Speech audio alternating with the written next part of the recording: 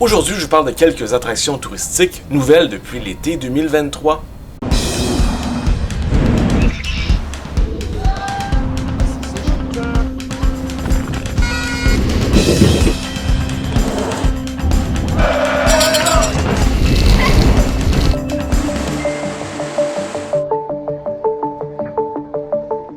L'industrie touristique de Montréal a été vraiment touchée par la pandémie, mais on peut dire que c'est quand même revenu depuis l'année passée. Aujourd'hui, je vous parle de nouvelles attractions montréalaises qui sont apparues cet été ou au printemps. Je ne vais pas vous parler des festivals, mais juste des nouvelles choses qui sont là pour durer au moins jusqu'à la fin de l'été. Notre visite commence aujourd'hui au quai Alexandra, aussi appelé le Grand Quai. Quelques installations avaient déjà été mises en place en 2022. Tout récemment, on a installé sur le quai ces grosses lettres qui disent « Bonjour Montréal ». Ce que j'aime, c'est qu'on assume pleinement le côté francophone de la ville de Montréal. Ça aurait pu être marqué « Bonjour Aïe », avec toute la controverse que ça aurait créé. Ce genre de grosses lettres est répandu un peu partout à travers le monde. Moi, j'ai vu ça la première fois à Amsterdam. Le seul petit défaut de cette attraction, c'est que c'est justement sur le quai Alexandra. C'est quand même un petit peu loin du centre-ville et du métro.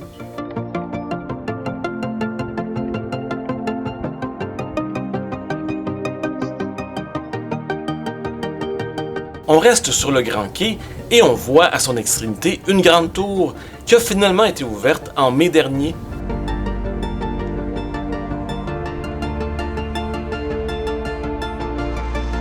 Quand on entre à l'intérieur, on est accueilli par une belle œuvre d'art, mais surtout par deux espèces de petites bouées nautiques mobiles. Ces bouées sont en fait des robots. Bonjour robot.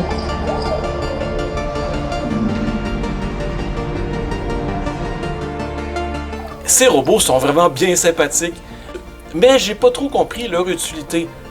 C'est peut-être juste pour attirer les gens à l'intérieur. Le prix d'entrée de la tour est quand même de 15 $. C'est quand même bien amusant d'interagir avec ces petits robots. On monte finalement et en haut, on est accueilli par des espèces de grosses boules suspendues. Quand on brasse ces grosses boules, ça fait toutes sortes de sons et de musique. On dit qu'elles ont inclus les symphonies portuaires à l'intérieur du concept.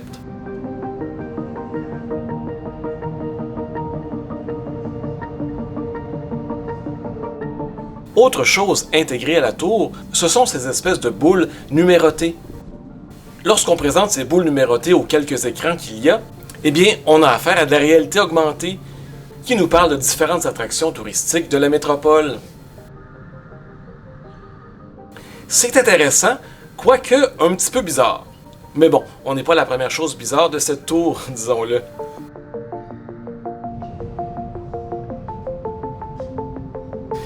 Évidemment, la raison principale pourquoi on a payé 15 $, c'est la vue qu'offre la tour.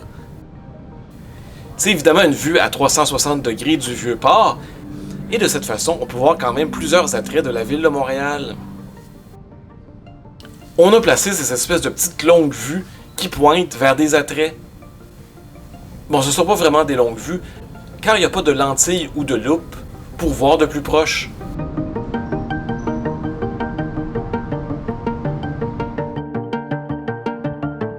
La tour mesure 65 mètres, et là ce qu'on a vu, ce n'était que le premier étage.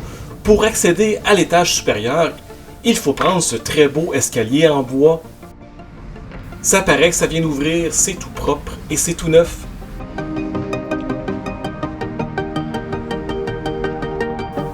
Et c'est en arrivant au deuxième étage de la tour qu'on peut voir un plancher de verre. On est en ce moment à 55 mètres au-dessus du sol. Et moi qui ai le vertige un peu d'habitude, je l'ai pas eu pantoute ici. Faut dire que 55 mètres, c'est pas si haut que ça, et que en dessous de nous, c'est seulement un parking pour le Grand Quai. Peut-être que quand le quai va être plus développé, ça va être plus intéressant au sol. N'en demeure pas moins que la vue d'ici est toujours aussi grandiose. C'est Montréal comme je l'aime. Si on est chanceux, on peut voir des bateaux venir accoster sur le quai.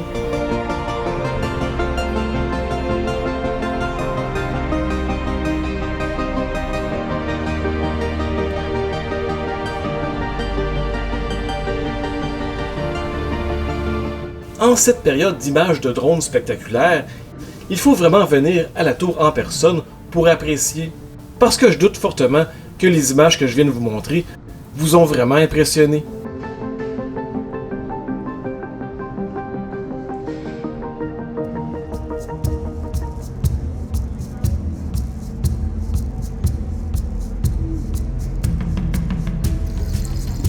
On revient maintenant dans mon quartier, Centre-Sud, et on se promène sur Sainte-Catherine.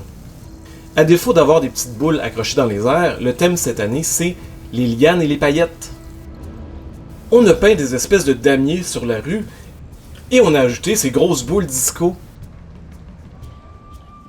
On a ajouté aussi du mobilier qui nous rappelle la texture de la peau des zèbres.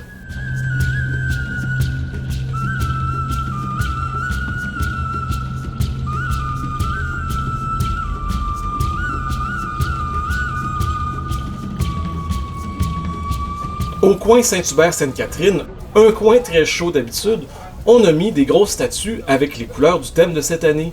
Un espèce d'ours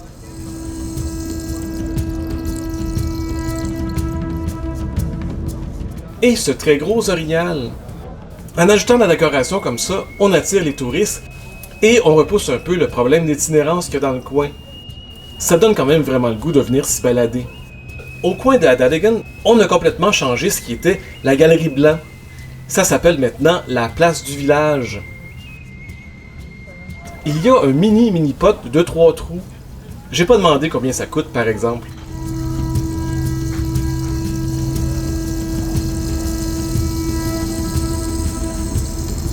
La place avec son dôme géodésique rappelle un peu la biosphère.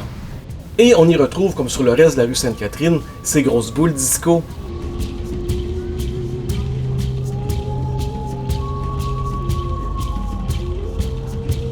Toujours sur Sainte-Catherine, entre Berry et Saint-Hubert, en face des Jardins Gamelin, on a rajouté un autre mini-pot. Bon, il était fermé quand j'y suis passé, il était presque 9h le soir, mais ça a l'air le fun comme mini-pot. Évidemment, c'est beaucoup plus petit qu'un mini-pot ordinaire, mais les trous semblent un beau défi pour les mini-poteurs en herbe.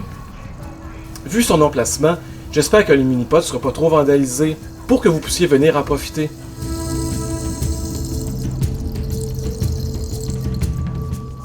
En connaissez-vous d'autres des attractions touristiques qui sont apparues cette année? Si oui, écrivez-moi-le dans les commentaires. J'espère que vous avez aimé cette courte vidéo. Je vous en prépare une très grosse pour la semaine prochaine. Et une encore plus grosse que vous attendez tous d'ici la fin du mois de juillet. N'oubliez pas votre pouce en l'air et d'aller voir mon Patreon. Là-dessus, on se dit à plus!